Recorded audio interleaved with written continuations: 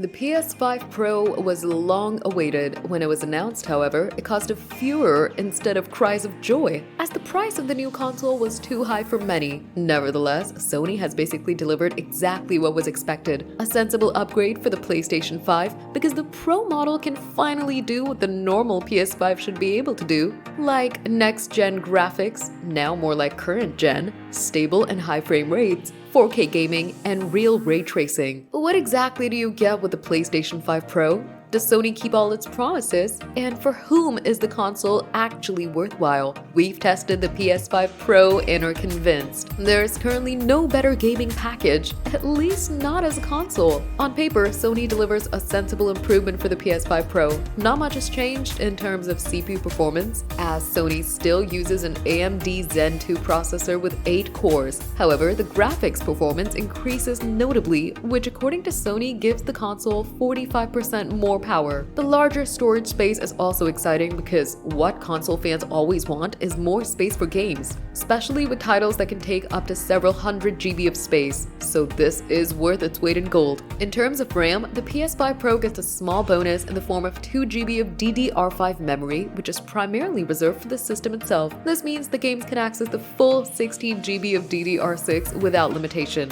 In addition, the PS5 Pro has the same SSD slot as the normal PlayStation 5, so anyone switching from the old version to the new model can simply move their data over with them. It's a shame, however, that the PS5 Pro isn't compatible with the existing PS5 Slim covers, so if you want to personalize your console, you'll have to wait for new models. As mentioned in the beginning, the fact that the PS5 Pro is supplied without a drive or stand caused a lot of displeasure. This is despite the fact that the PS5 Digital was already a console without a drive, which didn't cause an outcry at the time. This shows that the PS5 Pro has a different target group, the discerning gamer with a flexible budget. The extra $100 or so for the external drive might be a good idea if you want to save money in the long term, especially when buying used or discounted games. Alternatively, there's always PlayStation's PS Plus subscription. Unfortunately, the external drive is currently not available anywhere, although Sony has ensured that the PS5 Pro itself is readily available. It's failed to do so.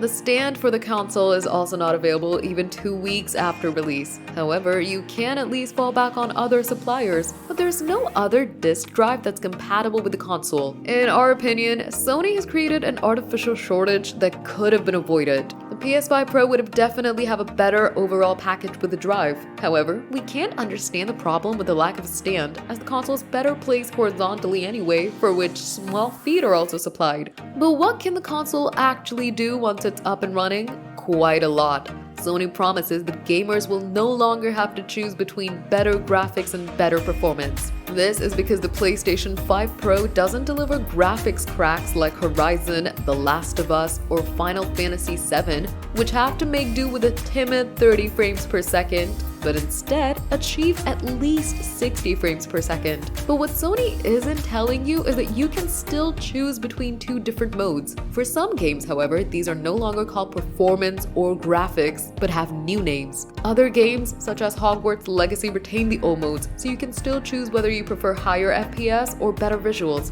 Some titles also offer a versatility mode that allows you to combine the two. So what exactly does this do? Basically, you can experience PS5 games with better graphics and stable frames per second. The console also delivers this, as we quickly realized in our test. In performance mode, both elaborately rendered cutscenes and action-packed battles run smoothly and without stuttering. The new graphics mode, on the other hand, delivers more details and aims for a constant 60 frames per second. PSSR, Sony's version of AMD's AI upscaling technology, is also used to upscale low-resolution images. The additional image enhancer, which ensures a sharper image display for PS4 titles, is also a plus point without having to compromise on performance. However, PSSR in particular can also cause problems with some games and flicker unattractively, while the image enhancer occasionally produces blurred images. Optimization is still required here. Some improvements can only be seen in direct comparison, which of course doesn't happen often in everyday life. However, if you want to experience PS5 games with the best graphics on a console, there's no way around the PS5 Pro, especially as gaming in 30 frames per second is no longer up to date. There are also 2 other advantages. The PlayStation 5 Pro runs super quietly, so you hardly notice it even when playing performance-intensive games. It also barely gets warm, which is mainly due to Sony's improved cooling system. It remains to be seen how this will develop in the long term, but our initial impression is very positive.